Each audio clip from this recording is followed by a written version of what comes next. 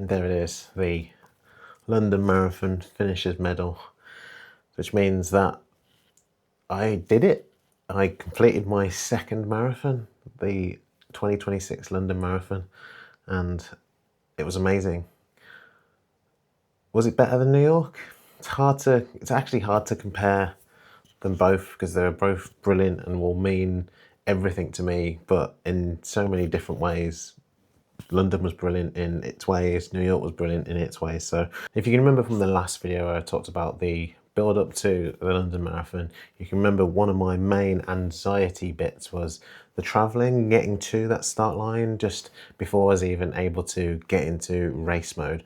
Well, I found that quite straightforward, to be fair. I don't know why I was so anxious about the travelling part, but you know, it was really, I actually do enjoy travelling.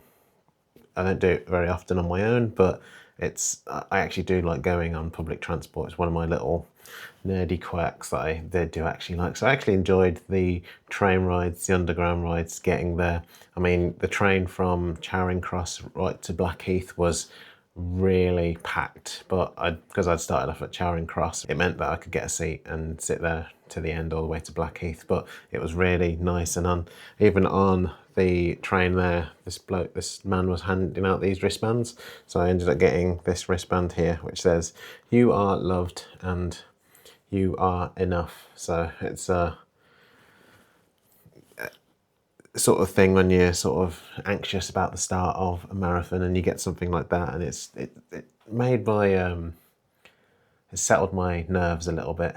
And then we got off at Blackheath and then walked towards the starting area. Now that was just a parade of people from the train station to the start area, where you're just getting all these groups of people just congregating together to one mass holding pen for runners for the marathon.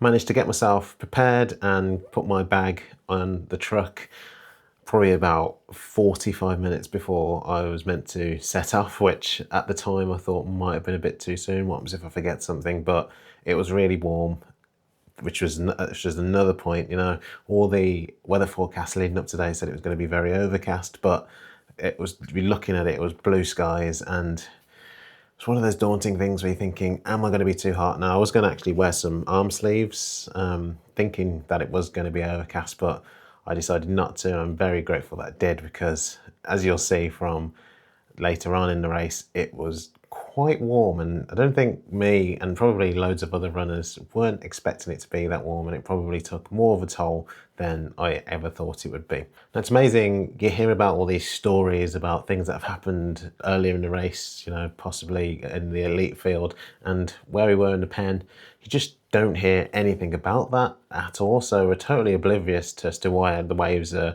slightly leaving a little bit later. I think our wave left at probably about 7 or 8 minutes later. I know that we were originally meant to set off at about 11:03, but we didn't set off till about 10 past 11. So it was fine. There was no anxiousness. And this was the moment where I felt, just walking up to that start line, where I felt like I was getting my game face on. You have been training for this.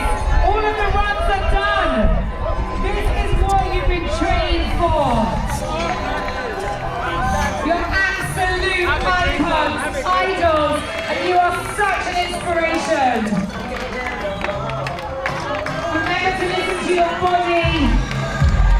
Keep their feet moving. You can walk. You can strut. You can dance. I love it. This guy's got his dartboard. Running and raising money for Macmillan Cancer Charity.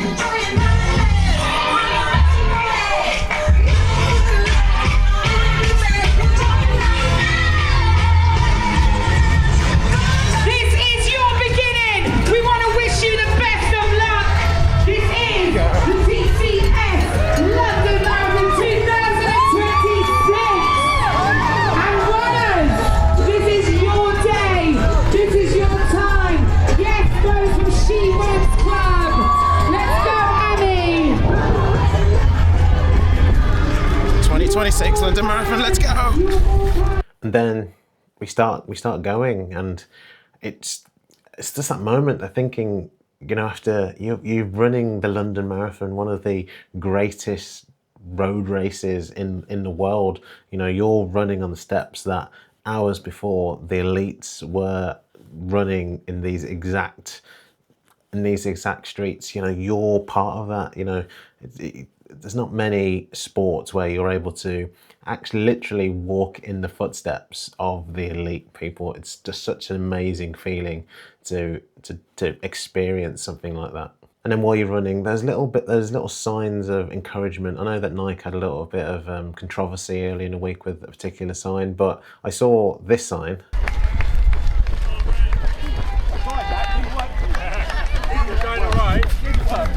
No U-turns. No U-turns. And it's just little things like that it's like, oh yeah, no U-turns. Let's just keep going. Just little silly things like that just keep spurring you on. It's particularly in the early stages where it's not a case of there's no fatigue yet or anything like that, but it's just those little things that you sort of remember later on in the race. That's sort of like, remember that sign that said no U-turn, so you just keep going on. And then we reached our first landmark, the Cutty Sark.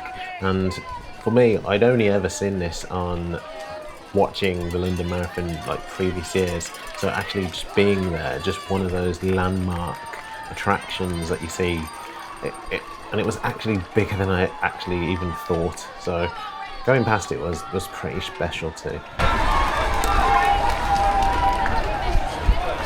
First one of those landmarks, and there it is, the place.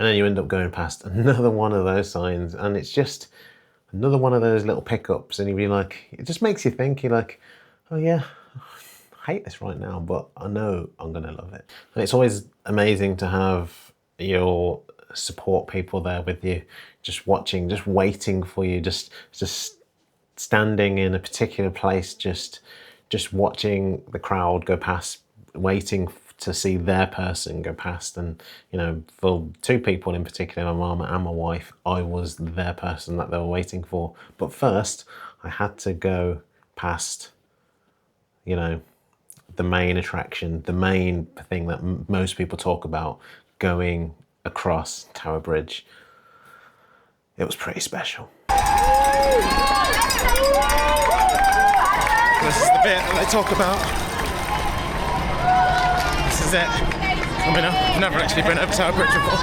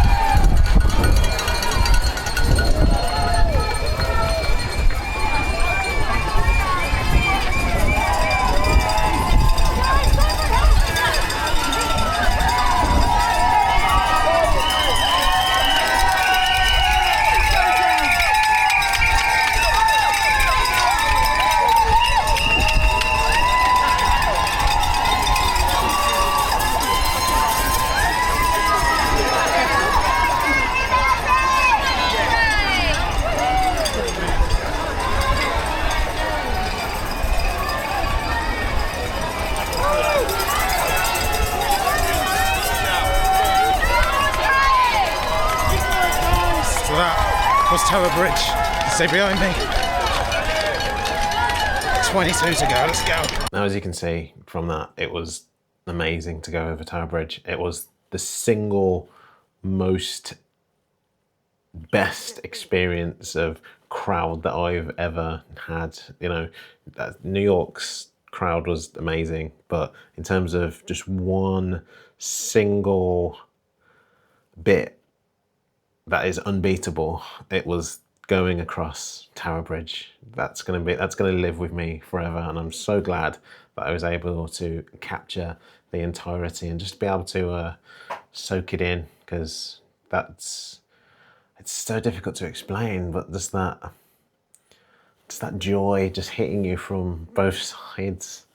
And I've seen some of the photos, which I will put up, taken of me. I feel like I was just in the zone of awe, of awness, just crossing Tower Bridge, and it was amazing, unforgettable, and it's one of the moments that will live with me forever. And you know, up until this point, just before halfway, I felt good. I felt amazing.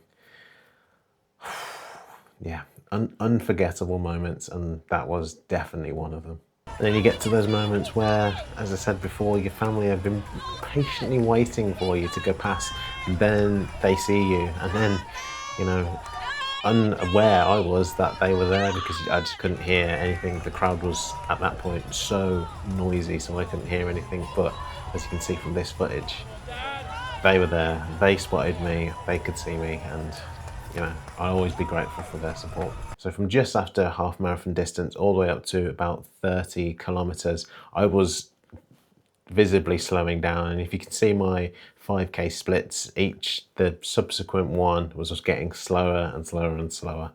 And between 21K and 30K, it was getting slower. And at 30K, I didn't feel much between Tower Bridge and the end, as I'll tell you in a minute why. But after about 30, I felt a twinge in my hamstring.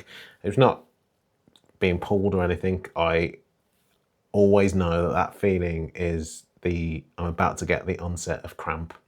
Now, I'd been fueling perfectly.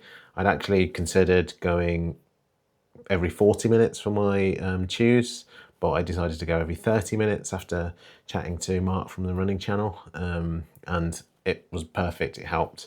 I'm currently sick of gels at the moment for having to carry 10 with me, with some extra ones as well. And I drank at every drink stop, took every bit of liquid, like water, the Lucozade drinks, everything at every stop, just to make sure that I wasn't going to get dehydrated or anything. I wasn't going to hit the wall or anything. So it was frustrating that both my hamstrings were the limiting factor in this point. So yeah, it was a bit frustrating. And then I think for the last 12K, I think I must have just zoned out, because there's lots of it that I cannot remember at all. Like this clip here that you're about to see, where I'm running past Big Ben. I have no recognition of actually running past Big Ben. And it was by this time, that little twinges of cramp in my hamstrings it felt like someone was actually squeezing both of my hamstrings in unison. So I was doing, so a lot of the last 12K-ish was a lot of run walking, you know, no issue with myself doing that, but it's definitely, I've lasted a lot longer compared to New York when that happened a lot earlier, but so it's definitely an improvement. Do need to sort of see where I go from here about progressing and things like that. But yeah, it was just that last 12K was a struggle, zoned out, and just going past Big Ben, it was not even realizing it. I was totally, yes, in the zone of let's just get this done, And then at this point I was walking just past Big Ben, and then saw my wife, and I'm a competitive person. There's no way I'm going to walk past, so I ended up running past, and I saw her, obviously, and then that spurred me on to that last 1K, which was one of the most difficult 1Ks I've ever done in my life, just because I couldn't run. I was running, but I couldn't run. The pain and the cramp in both of my hamstrings, literally like someone's just grabbing both of them like this and is just about to. It's, if you've had cramp, you know it. It's the sort of it's gonna stop you from doing it, but there's no way I'm not going to run. So, and then I saw that 385 yards to go sign just as you're coming up towards Buckingham Palace. And let's relive that moment. It's definitely the hardest thing I've ever done. 385 yards. 385 yards left between me and finishing the London Marathon 2026. And you're going to stay with me till the end. Buckingham Palace over there. So, let's go.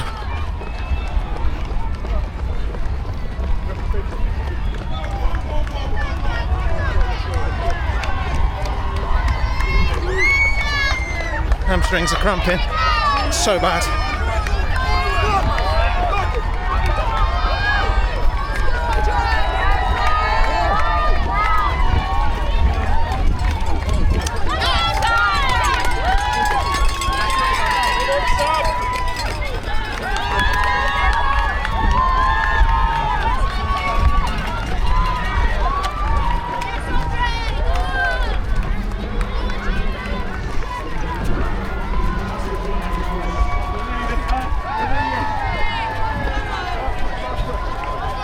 See the finish line, you can see it. So let's do my wise words right here. Everyone has a different story, but only you can be the author of your fairy tale. So let's make it to the end.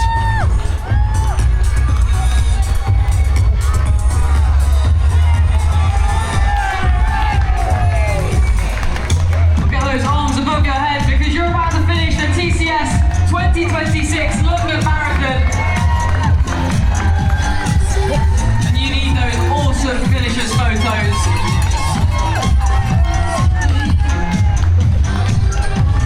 The cameras are rolling on you right now. Batman and Robin just working out the selfie as well. They're on screen. If you see yourself on the screen, even if you're dressed like that, on screen now, give us a wave. It's perfectly legal. It's just a proof.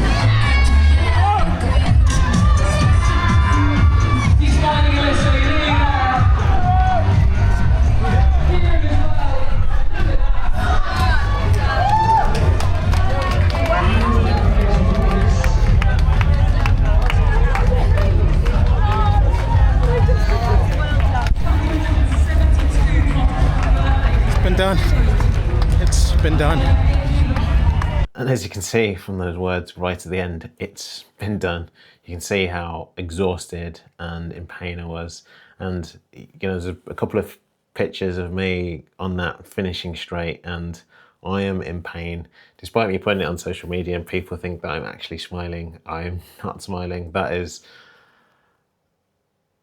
not a smile. That's me grimacing in pain because I'm getting squeezed from something in the back of my legs, and just that thought of completing it. I wasn't gonna. I'm running in front of all these people that are really watching these spectators. I'm not going to be walking across the finishing line. I want a good finishing line. So, you know, I was like this when I crossed that finishing line. So these pictures here that you can see where that footage, that film footage from the finishing line was just, you know, I want to, you know, I'm quite aware that I really want some good finishing photos that are going to be memorable for forever. And that was it. I'd finished the 2026 London Marathon, and now it was time to get this medal, this once in a lifetime medal. I'm a salty mess, what does it matter? I'm about to get a medal.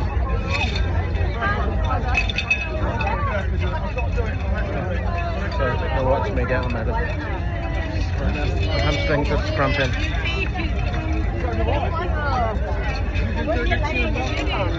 Yeah, take your time. Hello, okay. All right? Yeah, okay. Wow. definitely a lot better than I was back a minute ago. Oh, sorry, mate. There we are, sir. Thank you. Good luck. Thank you. Thank you. Hello. There we go. Almost 5 hours worth of work, but the important thing is sub 5. Yeah, sub 5. And then, as you can see from these photos of the finish, I was glad that I finished. I've done it. I've completed my second marathon, and I'm so proud of what I've done. And it's just from where I was, even 3 years ago, just before I'd started committing to running. It's just amazing where I am right now, and even further from that, where I was, the condition, the state that I was in, to where I am now, finishing my second marathon. But I am so proud of myself that I've been able to do another one. 2 out of 6 major marathons done. Doesn't mean I'll be doing the rest 4, I don't know. I booked Manchester for next year. It's not a major, but we'll see. We'll see about what's going to happen after that. But I'm proud of myself. Proud of what I've become. This runner. I've been able to complete another running plan from Runner, so shout out to Runner for delivering me a second marathon. It's 2 marathons in 6 months, which is probably as good as I'm gonna get in terms of scheduling. You know, there's grueling early morning runs. Love it, love it. So I came into the London Marathon with 2 goals. One was to enjoy the experience, to immerse myself in the experience, and I think from going to the expo on the Thursday to joining in, watching podcasts being filmed with a running channel, to actually enjoying, embracing the whole day, I think I did. And the second thing was to get that sub 5 goal, because when I finished my first and only marathon before this New York Marathon, I said this. It gives me a target for my next marathon, London, in April, trying to get that sub 5. And then completing the London Marathon in 4 hours, 53 minutes and 50 seconds means that my 2 goals that I had for this marathon I completely achieved. If I'd got 4 hours, 59 minutes and 59 seconds, I would have been over the moon, because you know, that sub 5 goal has meant all to me. I'm not sure whether I'll be able to ever go lower than, but like I get a sub 4 or something like that. But I think for me, sub 5 was such a realistic goal, and I'm so glad that I achieved it. And I'm so proud of myself for getting that. Even though I had a 4:30 wristband on my wrist, I don't really care about that, because that was the perfect scenario. If everything went together, then that would have been perfect. But sub 5 was the one thing that I came for, and enjoying the whole experience, and I did both of those, so I'm over the moon with that. And it's so underestimated how the power of an amazing crowd is, because I had my name on my top, and as you've probably seen from some of the clips, particularly the ones going over Tower Bridge, the amount of people that said my name. And it's amazing when you're tired and you feel like everything's against you, and just hearing your name just causes you just gives you that extra boost. It's sort of like a little lift of adrenaline that someone shouting Andre like gives to you, and it's such an amazing feeling. And you know, if anyone who shouted my name out is watching this, thank you, it meant so much. Towards the end, it might not have looked like I was particularly enjoying it, but I had every one of the shouts of my name, and I recommend anyone who's doing any form of race, just have your name printed on your top. It just means so much when strangers start calling your name. It's such an underestimated and undervalued thing. And going forward, I've got Manchester Marathon next year, but I need to figure out why I'm suffering so much in marathons, why I'm cramping up so much, because it's happened twice now, both in New York and now in London, although in London it happened a lot later into the race. I think definitely the weather is becoming a big factor in things that are affecting me. So I feel like the only thing I can do is just to, even though I've just talked about, I don't feel like I'm going to get any better than what I'm getting right now, but I feel like the only way forward to stop things like that happening is trying to be on the course for a much less of a time, which means getting fitter. And I was so happy with my choice of using the Super Blasts because they were so comfortable throughout the whole of the race. I mean, I don't think the Mega Blast would have been any worse, to be honest with you, but I'm definitely happy that I chose the Super Blast 3s. Super Blast 3s, so good for that really long run. But obviously the shorter, quicker stuff, like I've got a 10K, I'm doing the Great Birmingham Run on Sunday, 10K, and I want to be doing that a bit quicker. I'm actually going for a 10K PB. I want to do that in the Mega Blasts because I feel like they deserve their moment to shine. So fingers crossed for that one. I definitely feel that until you've actually done the London Marathon, you just don't know how special it is. So I think London is definitely number one for me. Home marathon, completing my goals. You know, New York will always be special to me because it was my first marathon, and there's nothing that will be able to take that away from me and the experience that I had. But London, home marathon, the crowds, everything. I think definitely a worthy number one.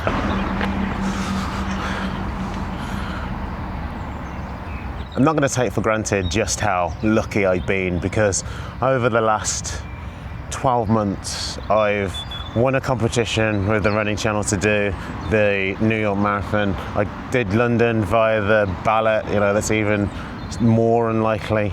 So I'm not going to take for granted how lucky I've been, and that's why I've wanted to take these chances with both hands and embrace the whole situation, which I think I've done.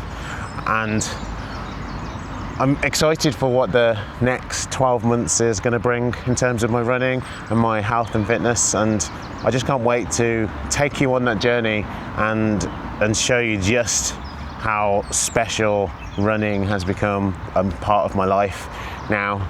You know, I just want to thank you for all of your support over the last 12 months on whatever platform, Instagram, TikTok, here on YouTube.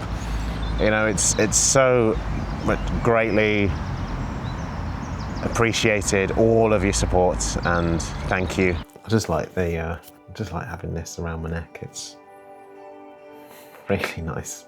It's quite heavy though. If you want to stay for the rest of the journey, press that subscribe button and press the like button if you enjoyed this video. I know it's been a long one. Thanks for watching, and I will see you in the next one. And now I'm talking to you about my journey completing 2026 London Marathon. I did it.